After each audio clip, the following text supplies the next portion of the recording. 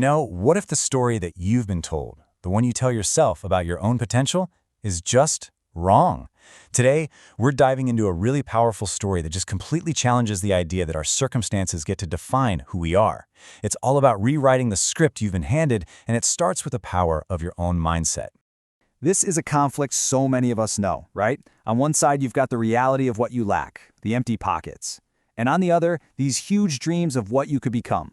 And wow, that gap between them can feel impossibly wide. So how in the world do you build a bridge from one side to the other? Well, let's see how one person did it. So, our story starts in a small village, and it's about a young boy named Kabir. He was living right at the intersection of those two worlds we just talked about, the one he was born into and the one he was absolutely determined to build for himself. And look, this wasn't some storybook idea of being poor. This was a real, daily, grinding struggle. The holes in his shoes, the torn bag, the empty pockets, and even going to bed hungry. This wasn't just his reality. It was literally his starting line. But, and this is so important, his external situation didn't get to define his internal world. See, inside, Kabir had something that was absolutely priceless. This unshakable dream to completely change the future for his family. That right there, that was his secret weapon. Of course, not everyone saw it that way. This is what he would hear from people around him. Can you imagine that? Being told your dreams are ridiculous just because of where you start. This was the kind of doubt he was up against every single day. So, feeling pretty down, Kabir has this chance encounter that honestly changes everything. He meets a wise teacher, a man they called Guruji, who's about to give him a totally new way to see himself and his entire situation. This is the very first thing Guruji tells him. He hands Kabir a mirror, but tells him don't just look at your sad reflection. He asks him to look deeper, to look past the pain and find the fire hidden inside. What a huge shift in perspective. And then, Guruji explains that the world, all those doubters and all that negativity, they're going to constantly try to cover that mirror with dust.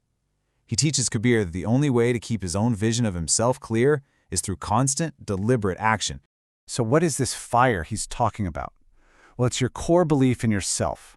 It's the engine that gives you courage. It's the fuel for your discipline.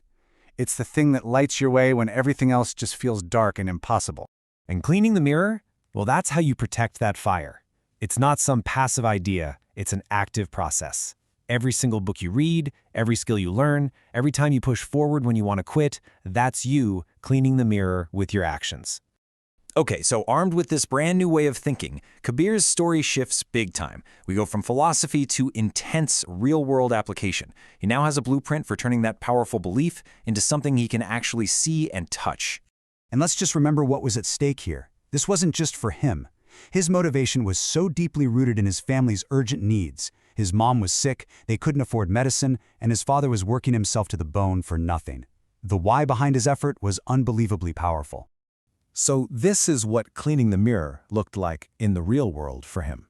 It wasn't one single thing. It was a relentless, non-stop grind. Every book he read was an act of defiance. Every single hour he worked at that tea shop or with the mechanic was a tiny step forward. He sacrificed sleep, comfort, even food, all to keep that fire burning bright under a dim little light. And all that relentless action, it started to create this incredible momentum. But this wasn't an overnight success story. Not at all.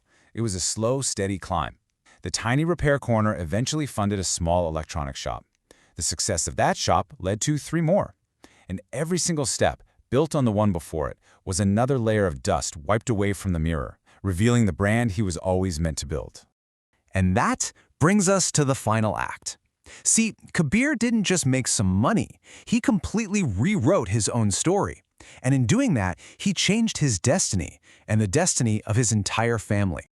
I mean, just look at this contrast. It's incredible. The very same people who once laughed at him, who called him a foolish kid with empty pockets, were now literally lining up, just hoping for a chance to be a part of what he was building. His actions had completely silenced all the noise.